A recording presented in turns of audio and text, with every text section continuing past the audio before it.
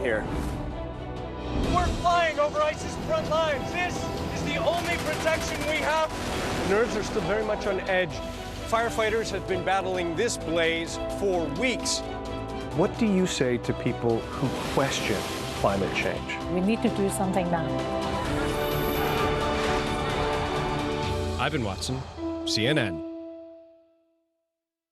I'm Max Foster in London, and this is CNN.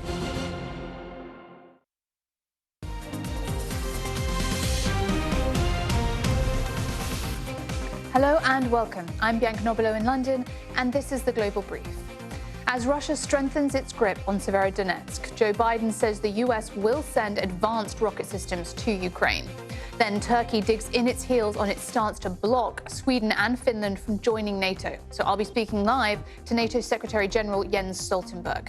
And a jury finds both Amber Heard and Johnny Depp liable for defamation in their lawsuits against each other. The reaction from both actors ahead.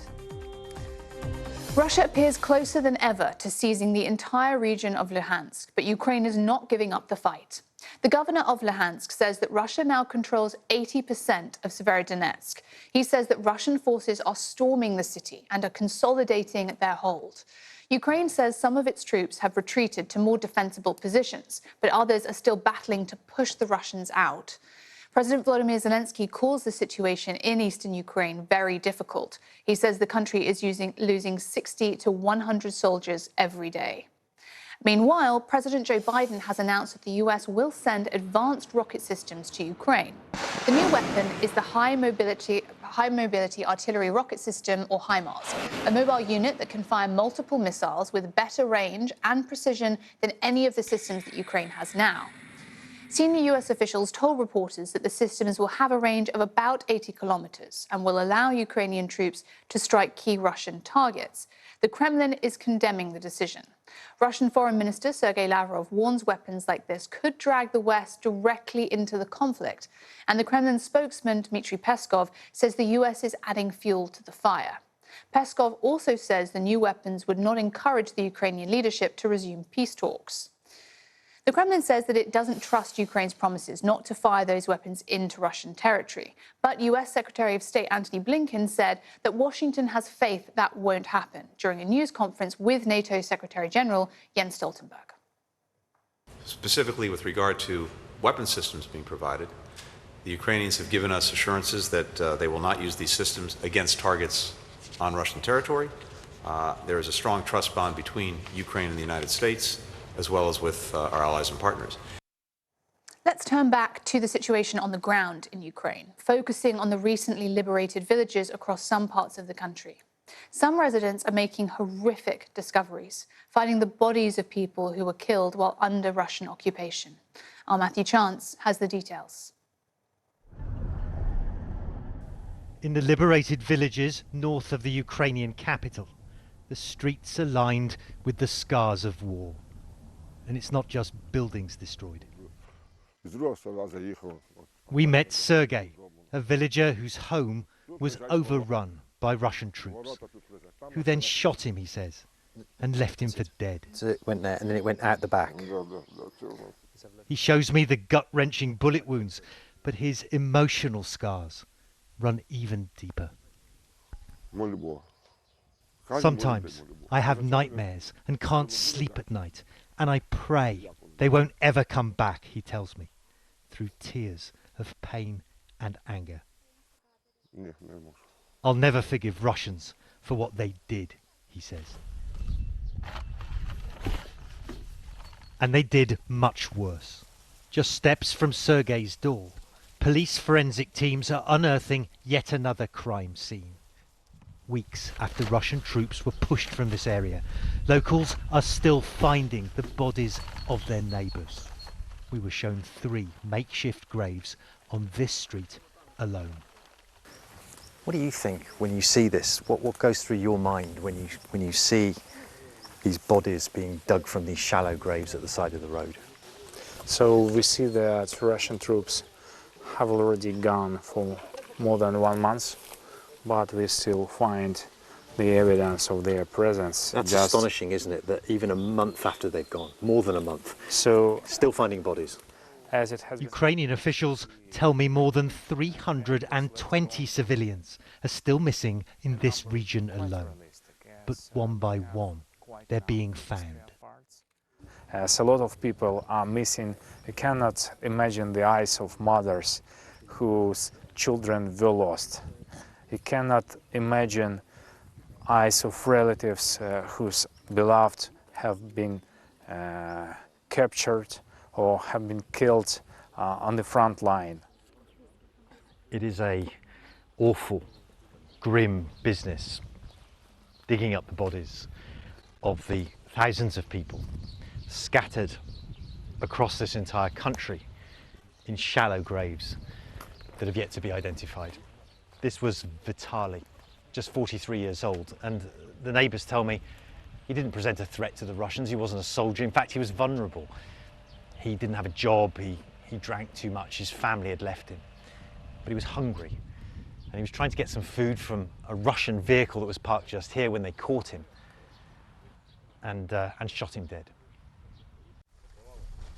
Just one of the many alleged crimes, many tragedies in the Ukrainian nightmare that's yet to end. Matthew Chance there for us. At least 243 children have died and 446 others have been injured in Ukraine since Russia's war in Ukraine began nearly 100 days ago now. That's according to both Ukraine's general prosecutor and UNICEF. UNICEF says that Putin's invasion has wrought, quote, devastating consequences for children at a scale and speed not seen since World War II. And infrastructure that children depend on continues to be damaged or destroyed, including more than 2,000 schools and 250 healthcare facilities. This as Ukraine simplifies its child adoption process with a digital portal. There are currently more than 17,000 children waiting to be matched up with families. Earlier, CNN spoke to UNICEF's representative in Ukraine, Urat Sahin. Take a listen. They will remember this for years to come. Last night I was having a dinner with an elderly person, and she was saying, hey, during the Chernobyl explosion, she got a call saying that you need to leave the city in 1 hour. She got her child and ran to the train station and left the city, Kiev. So the next time she had this kind of trauma was today. She didn't forget Chernobyl, and she's not forgetting the 98 days back. So she will remember this, her grandchild will remember this for the rest of their life. Ukraine says all areas that have been retaken from Russian forces have been planted with mines. It's estimated more than 300,000 square kilometers will need to be cleared. One country that also experienced a brutal war is stepping in to help train Ukrainians for that job. Kosovo is hosting 13 Ukrainians, both civilians and military personnel, for a 4-week advanced course on demining. It's run by local trainers who took part in clearing tens of thousands of mines and cluster bombs left by departing Serb forces in the late 1990s. The war in Ukraine is intensifying, but also there is a big need to clear the country from unexploded devices. We have started with the second group, and we are expecting more groups to come throughout the year. The plan is to train as many people as possible to turn Ukraine into a safe place to live. Ukraine now is one of the most contaminated countries in the world, so it is dangerous. But here we study how to manage all these mines safely. So I'm going to apply for this job after I return to my country. I now want to bring in NATO Secretary General Jens Stoltenberg from Washington, D.C. It's always great to speak to you, sir. Thank you for joining us. Thank you so much for having me on. Now, you've welcomed the U.S. decision to send advanced weapons to Ukraine, particularly the longer-range rocket systems.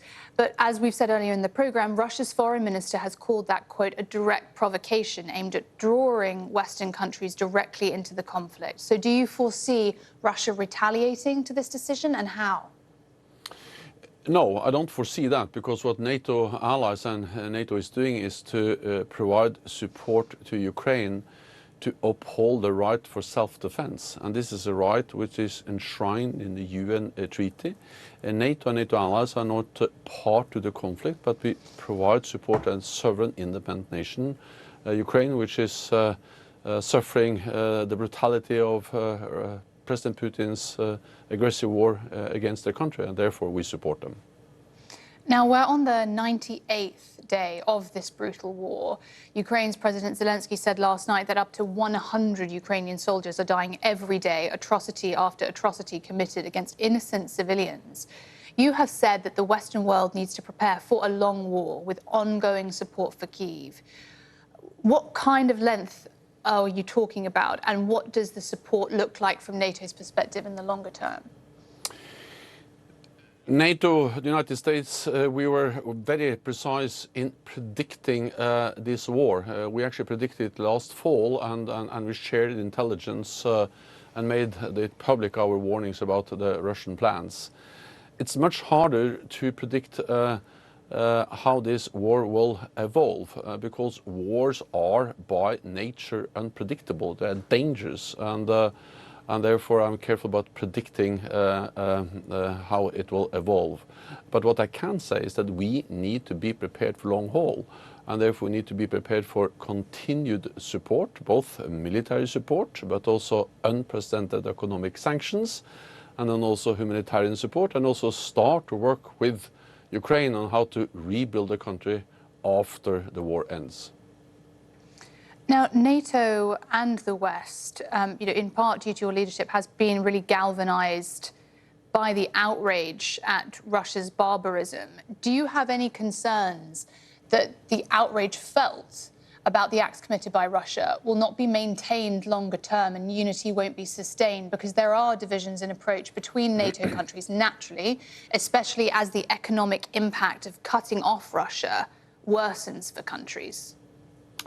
We are 30 allies from both sides of the Atlantic, and of course there are always differences, nuances, and these decisions are serious. They are hard, they are difficult, so of course there will be discussions. But the overall picture we have seen over the last months is an unprecedented level of unity in NATO between North America and Europe, and also very strong US leadership in providing support to Ukraine, in imposing the sanctions, but also for European allies and others to, of course, host millions of refugees. It has a price, it has a cost also for us, but the price of not acting will be higher, because that will make the world more dangerous. We cannot let Russia's President Putin's aggressive actions against Ukraine be rewarded, and we must ensure that Ukraine prevails as an independent sovereign nation, because this is about the sovereignty of all our countries in the whole of Europe. And you've also said that NATO will once again increase its military presence in Eastern Europe to ensure that Putin doesn't underestimate NATO's readiness to defend, as you put it, every inch of its territory. So how does the alliance need to adapt in the short term? And will it be able to do so without provoking further escalation from Russia? So NATO has fundamentally two tasks when it comes to the war in Ukraine. One is to provide support, as we do, not least with US leadership. And the second is to prevent escalation beyond Ukraine and prevent a full-fledged war between Ukraine and NATO allied countries. That would lead to even more suffering, more damage, more death than we see today. And that's the reason why NATO has significantly stepped up its military presence in the eastern part of the alliance, with tens of thousands of more troops, with heavy air and naval power, and also with high readiness of our forces. And that is to send a clear message to Moscow that we are there to protect and defend all allies. This is deterrence, not to provoke a conflict, but to prevent the conflict, preserve peace. And turning to Finland and Sweden's application for NATO membership, obviously Turkey is threatening to block their bids. How are you going to address Turkey's security concerns? as we always do in NATO when there are differences, and that is that we sit down and we address the concerns which are raised, and then we find a way forward together, and that's exactly what we are working on now. I'm in close contact with President Erdogan, with the Turkish leadership, but also, of course, with Finland and Sweden, the two countries applying for NATO membership. All NATO allies recognize that Turkey raised some serious concerns about terrorist threats coming from PKK. No other country, NATO country, has suffered more terrorist attacks than Turkey. And Turkey also plays an important role in our alliance, bordering Iraq and Syria. They have been key in the fight against ISIS in Iraq and Syria, but also, of course, Turkey is an important ally because of its location at the littoral state to the Black Sea, and all of that makes it important to address the concerns that Turkey has raised. Now, both you and Secretary Blinken have said that this war in Ukraine is likely to end at the negotiating table, but peace talks are stalled at the moment. When do you think the talks will resume, and what do you believe can make that happen in the current circumstances? Almost all wars ends at some stage at the negotiating table, but at the same time we also know that what happens around that table, the negotiating table, is very closely linked to the situation on the battlefield. And our responsibility is to empower, is to support the Ukrainians. So when they at some stage sit down and negotiate with Russia, that they are in a position so they can achieve acceptable terms for a peace deal, for a lasting solution to the conflict. It's very hard to predict when that will happen, but I will just say that I trust the Ukrainian leadership, the people of Ukraine, to make those hard assessments, judgments on when and how to negotiate. Our responsibility is to make their position as strong as possible. Now, just lastly to you, more of a personal question, because I can tell from watching your interviews as well how deeply this affects you and your anger towards what is happening. Is it difficult for you to have the military strength of NATO under your command, knowing that none of it can be used in the traditional sense to support Ukraine, because Ukraine is not a NATO member, as you're watching Ukraine fight for its life, essentially? Yes, there are many difficult decisions that we have to take in the situation we now face in Ukraine. The most difficult decisions are those taken by the Ukrainian leadership to send young people into war and to see the suffering, but they do so because they believe in the just cause of protecting, defending a sovereign, independent, democratic nation against aggression from a authoritarian Russian neighbor. Our decision is to support them as we do with equipment support that we have never supported to any other country before, but also to ensure that we protect the close to 1 billion people living in NATO allied countries. And the best way of doing that is to prevent escalation, and we do that partly by not being part of the conflict directly involved on the ground, but also by significantly increasing NATO's military presence, especially in the eastern part of the alliance. Jens Stoltenberg, NATO Secretary General, thank you very much. Thank you so much for having me. We'll take a quick break and be right back with your other key international headlines. Stay with us.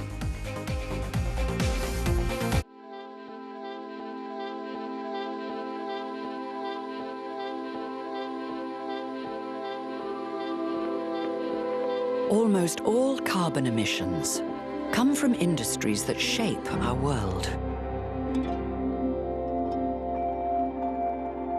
But at Standard Chartered, we believe progress doesn't have to cost our planet.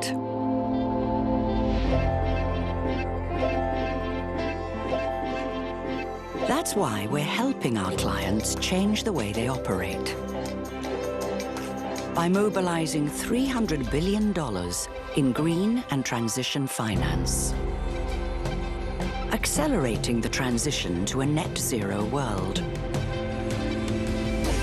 Because where others see problems, we see potential.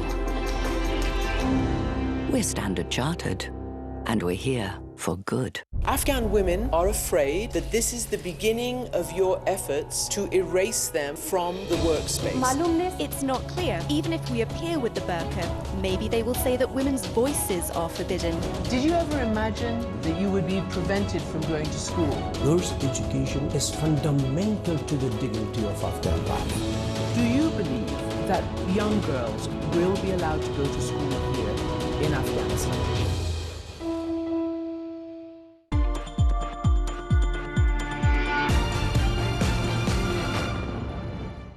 Being a Restovac robs these children of their soul. They never feel like they're valued. I remember one of the girls said to me, "It's as if I'm living, but I don't exist." My name is Joan Kahn, and I am the Executive Director for Restovac Freedom Foundation based in Port-au-Prince, Haiti. Restovac Freedom Foundation works with children who are living as Restovac. It's a form of child slavery. Many of them work from sunup to sundown. They do most of the chores for the family. When CNN came to Haiti for the Freedom Project with Common Dreams, we found this child in an area that we work. Her name is Fedna, and she lived with her grandfather at the time. And we went to visit the grandfather and asked if he would allow her to go to school. And he agreed to do that. And so we actually took her and enrolled her in school for the first time. She was 9 years old. Now Fedna is 20, and so she's in the 10th grade. They get a really late start on life, but at least they are able to be part of society. And I think just seeing these children become visible to people is a powerful thing.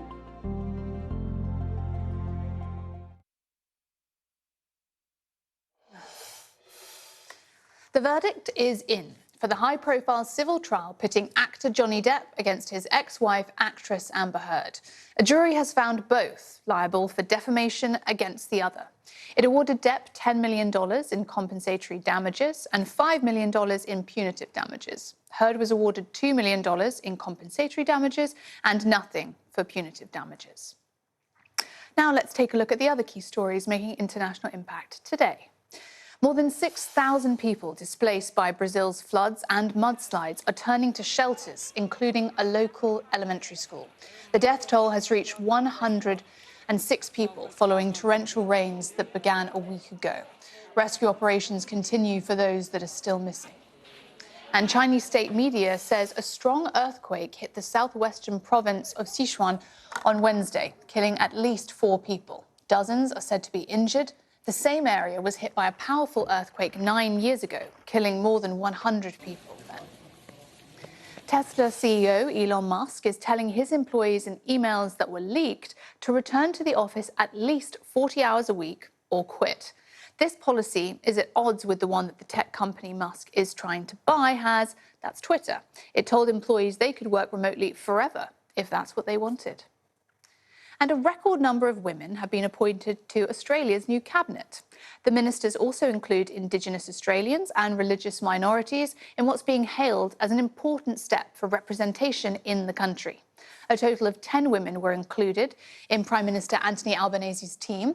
He says that his Labour Party will form a majority government following last month's election. And from the woman leading a government to the woman who's led a Commonwealth for 70 years. Britain is about to begin a 4-day public holiday to commemorate the Platinum Jubilee of Elizabeth II. And as Max Foster reports, it's only fitting that such an unprecedented reign should be celebrated in an unprecedented manner. The final preparations are underway to celebrate a moment of history. Queen Elizabeth, the first British royal to celebrate a Platinum Jubilee, commemorating 70 years of service. The lineup includes a birthday parade with gun salutes and the lighting of beacons across the Commonwealth, a Thanksgiving service, a palace concert, a platinum pageant. 12 million people across the UK are set to attend street parties over the weekend. 7 decades on the throne is a huge milestone. Very hard-working lady. That's why I'm here to come and show my respect and support the same kind of feeling as the weddings. It's just everybody's happy and you want to make friends and say hi and smile. She is the Crown Jewels. And I'll just say thank you, man, and God save the Queen. Events get started on Thursday with the Trooping of the Colour, which has marked the official birthday of the British sovereign for more than 260 years. All the pomp and pageantry that 1,200 members of the military, hundreds of army musicians and around 240 horses can muster. The Queen has reluctantly had to pull out of a day at the races at Epsom on Saturday to pace herself for the celebrations. But jockeys who've ridden for her over the years will do a lineup in her honour. That's be when that she can let the shoulders drop and relax and, you know, talk about horses. And she knows what she's talking about too. On Sunday, the Gold State Coach will make its first appearance in decades, leading a procession of performers and personalities. Prince Charles will step in when his mother feels unable to make an event, part of the transition plans preparing us for the next phase of the British monarchy. What's always most telling about these occasions is the balcony appearance. It's used to project the modern face of British monarchy. In 2002, we saw the entire extended family. In 2012, it was stripped right back to its core to reflect the more austere times. And this year, it's working royals only. So that means you won't see Prince Andrew or Prince Harry with Meghan. They're all off the list. The Sussexes are invited and will appear, possibly with their 2 children, during events. And the world will be looking closely at their body language as they interact with other members of the family following that rift. CNN understands Harry and Meghan won't be mixing it up with their own set of separate appearances. Max Foster, CNN, Buckingham Palace, London. Elvis-themed weddings in Las Vegas could soon become a thing of the past. Chapels may have to stop using the King of Rock and Roll to entice couples to say, "I do." The licensing company that controls the name and image of Elvis is ordering chapel operators to stop using the late singer in their themed ceremonies. That's according to the Las Vegas Review-Journal. And with Elvis being such an iconic part of Sin City's wedding industry, some say that that could be harmful to business in the area. Well, thank you very much for watching. World Sport is up next.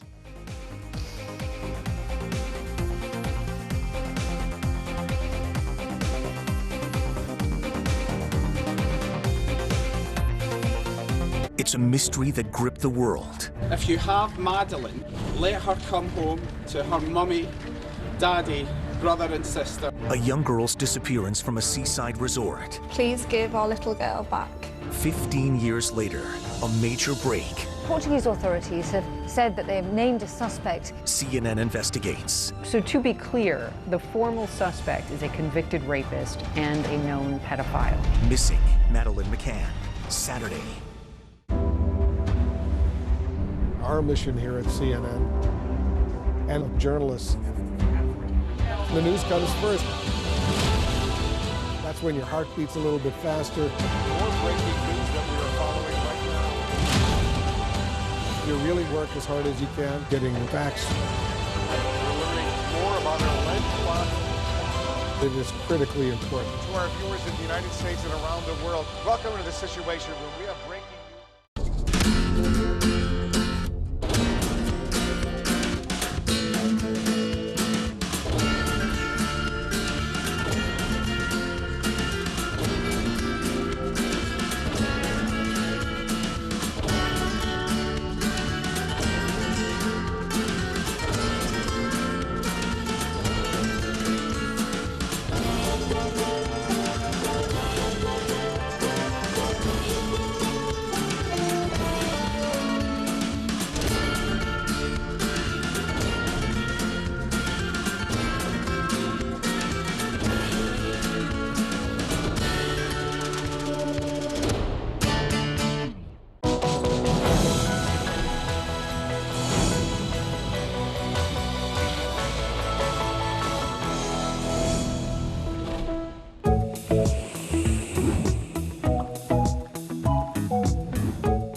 travel the world, make sure the world travels with you.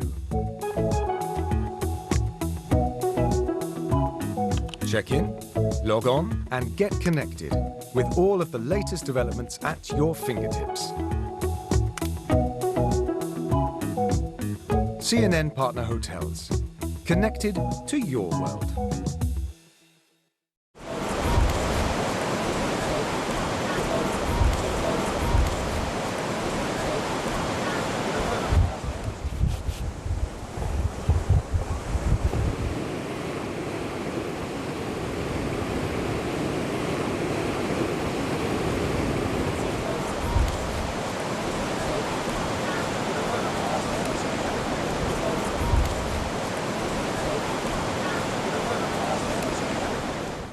I'm Isa Suarez in London, and this is CNN. They have the support of many people all over the world. Now they are one step closer to playing in the World Cup. On a highly emotional night in Scotland, the Ukraine football team has kept their dream alive, a dream that gives hope to their embattled nation.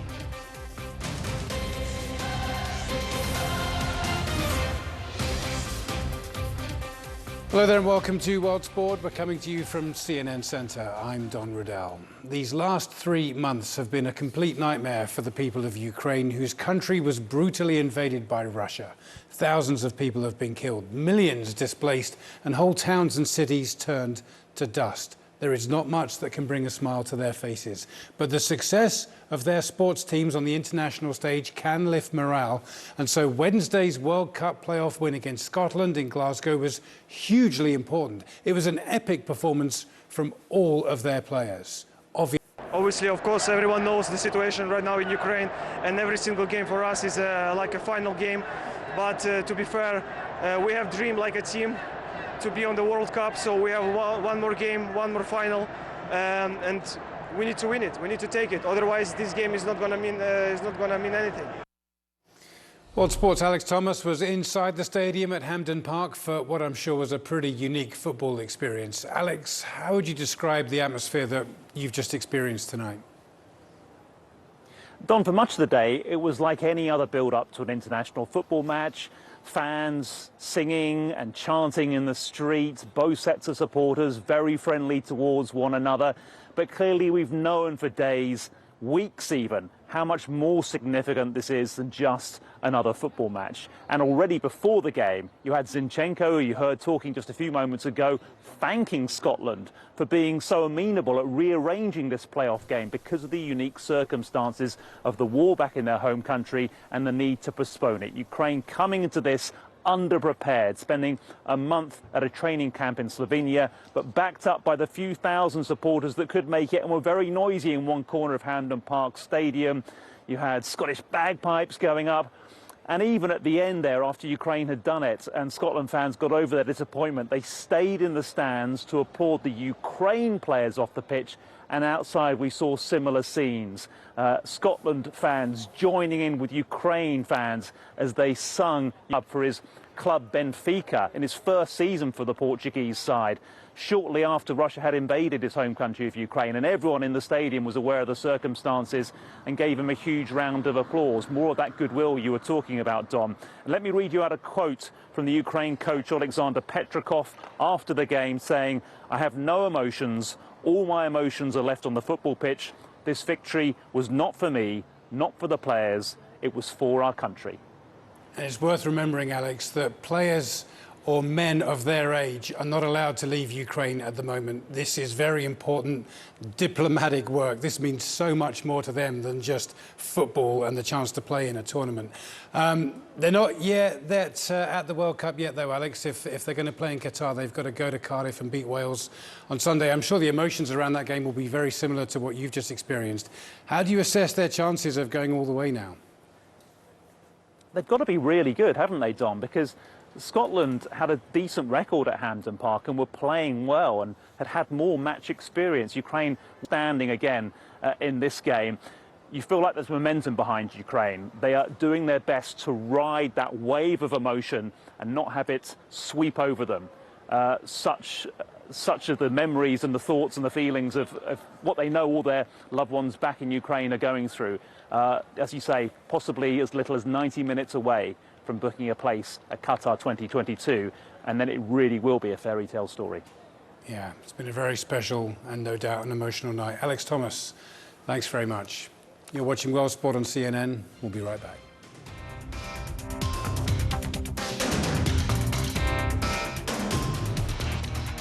Across Africa, businesses are working together like never before. All new on CNN, Connecting Africa.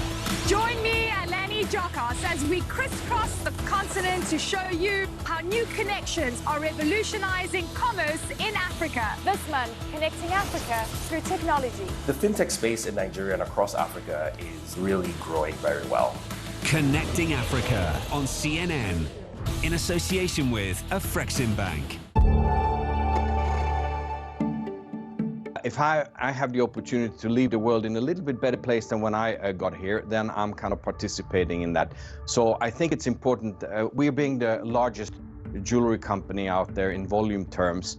We have a big role to play and show the way in the industry, and that's what we're doing. So it's not just the right thing to do, that's an important motivator personally, but it's also future-proofing our business, because I do think that at one point consumers will take note whether you're a socially responsible company.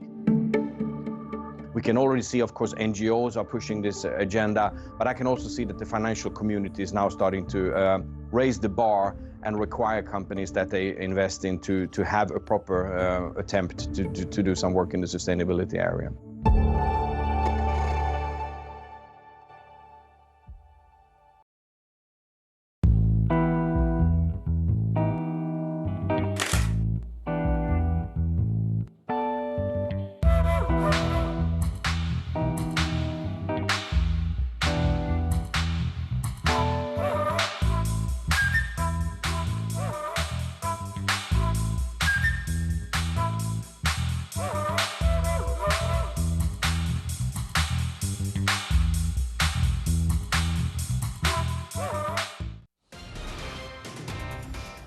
Welcome back. Within the next couple of years, France is going to be hosting the Rugby World Cup and the Summer Olympics. But there is a great deal of concern about the country's ability to safely host major sports events after the chaos at the Champions League final in Paris on Saturday. The match between Liverpool and Real Madrid was rather overshadowed by a dangerous crush outside and accusations from French officials accusing Liverpool fans of crashing the game.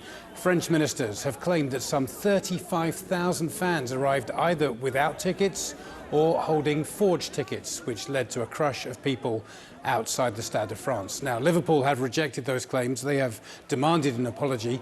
On Wednesday, the French Interior Minister did apologise for the disproportionate use of tear gas by the French police. One of the fans caught up in the chaos was a Liverpool legend, Alan Kennedy. The 67-year-old actually scored the winner in the 1981 European Cup final for Liverpool against Madrid in Paris. But he told me that he could have died outside the game on Saturday. I have to say it was absolute chaos, and if it wasn't for my son and if it wasn't for the people helping me get over the fence, and it was a metal fence which was difficult to get over, if they weren't there, then I would have been in serious trouble. I just said to myself, this is so dangerous. There's gonna be a loss of life. I felt as though, you know, I was physically struggling against a lot of people, and eventually they hauled me, and I say hauled me. They got a hold of me, the two lads that were actually on the metal fence, got a hold of me and lifted me up physically and got me over the other side. So I was on the side of where the TV was, and I was safe from the crowd of people. How close do you think this was to being actually a serious tragedy?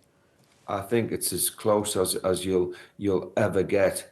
And the reason I say this is because although it started in maybe half an hour before kickoff, and then they delayed kickoff another half an hour because of the problems.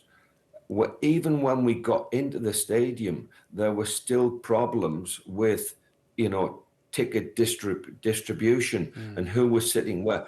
I'll be honest with you, I had paid for my tickets for me and my son, and they just threw us somewhere at the back of the stadium, and we ended up on the back seat of a stadium. Although, can I just tell you something now? Yeah. I can't remember much about the game. Now, isn't that strange? We had a good view, but I can't remember much about the game. Why do you think that is? Well, because I think I'd been traumatized by what had gone on earlier. I'm not saying I was close to death, but I was pretty well getting up there. And felt as though that if there'd been a turn for the worse, or if people hadn't have helped me, I think there could have been major problems. I'm so sorry to hear that, Alan. So on the night, the statement came out that it was the supporters who'd arrived late that was causing the problem. The next day, we heard from the Interior Minister and the Sports Minister, who said it was a massive amount of fake tickets or fans with no tickets who'd caused the problems. Yeah. How do you feel when you hear that as the explanation? Does that make any sense to you? It doesn't make any sense to me, because I can only tell you about my experience and what I had. I and lots of Liverpool fans were there on time. We were way before the kickoff. We made sure everything was going in the right direction. For me, it was about the disorganization, not the organization, the disorganization of maybe the police or the stewards, whether they were heavy-handed. I heard, and we heard during the game, that Real Madrid fans had suffered the same problems as what the Liverpool fans had about getting into the stadium. So maybe it wasn't all about it certainly wasn't about the fans. The fans were definitely there at the right time, and of course, you start panicking when you can't get into a stadium that you've paid to get into. For me, I would have said bring a lot of Liverpool stewards who know what is happening, who maybe can explain to people, speak English. We did have a communication problem with the authorities at that particular time, but I still can't get over my feelings. Even when I got into the game, I was just happy, and I mean this, I was happy to be alive.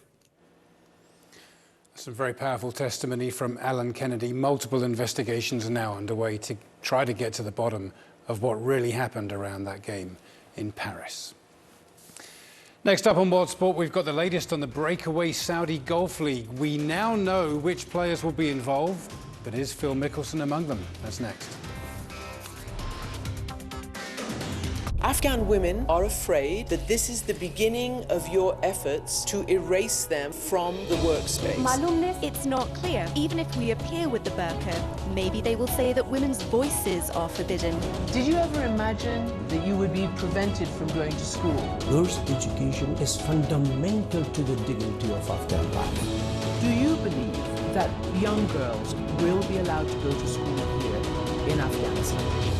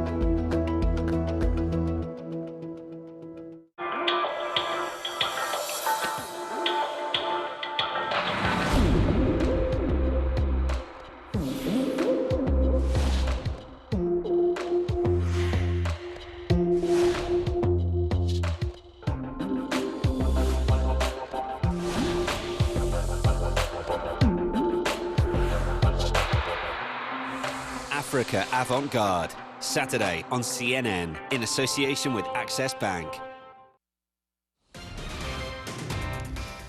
Welcome back. For months now, we've been hearing about the impending Live Golf Invitational Series, a controversial Saudi-backed initiative which is threatening to completely disrupt the game as we know it. Late on Tuesday night, the organisers revealed the players who are going to be involved in the first event just outside of London next week. And the two-time major champion Dustin Johnson is the marquee name. Just a few months ago, he said he was fully committed to the PGA Tour, but perhaps not so much now. The first event at the Centurion Club next week will have a field of 48 players. 42 have so far been named, and Johnson's involvement is a surprise. He was even featured in the promotional campaign for the PGA Tour's Canadian Open in Toronto, which is being played at the same time. That event has expressed its disappointment.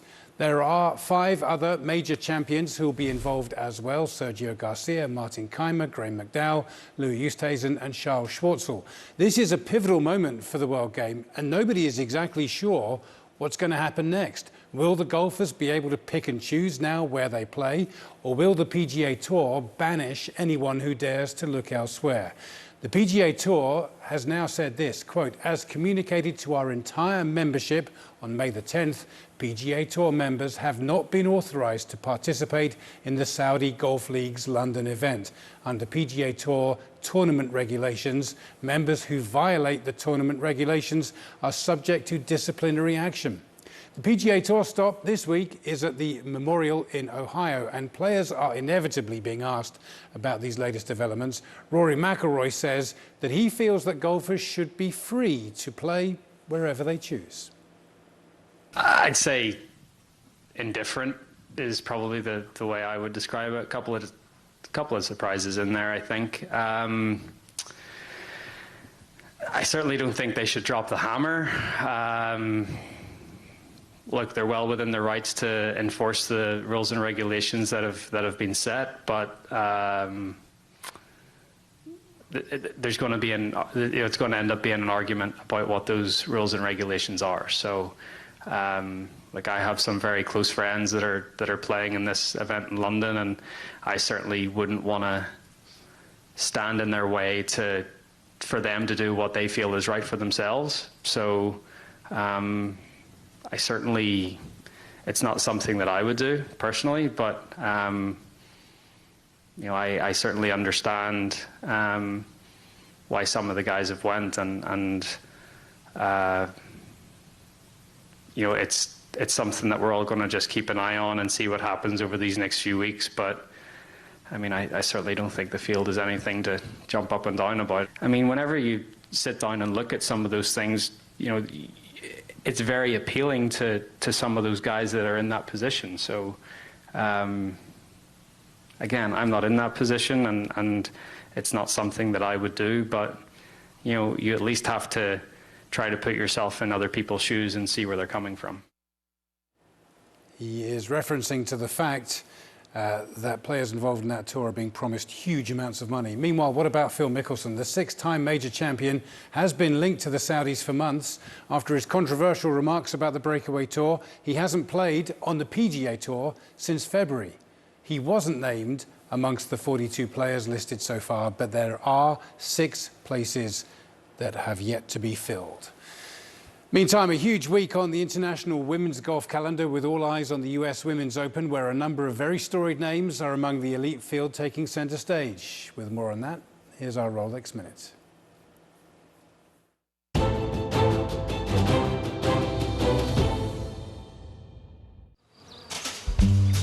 Pine Needles Lodge and Golf Club in North Carolina plays host to the US Women's Open for a record 4th time, with the opening round commencing on Thursday.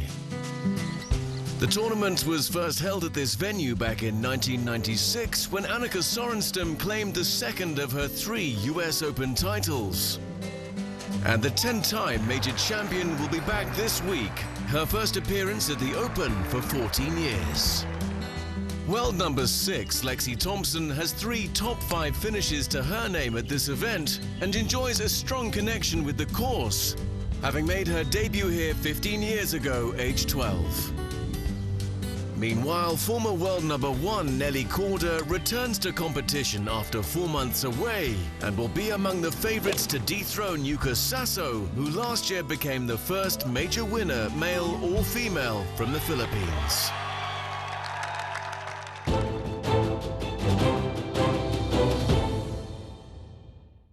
This is a world where an ardent heart and a sharp mind can meet and reach a perfect balance. Serene, sovereign, with a beat of its own. Every movement foreseen, conceived, rehearsed to the very last detail. So that when the time is right, when the fickleness of the elements has been factored in, and the absolute focus of the mind instilled in every part of the body, that one shot is released. It takes but one instant, yet it perpetuates a tradition of nobility deeply rooted in history, and an ironclad resolve to improve the values of a discipline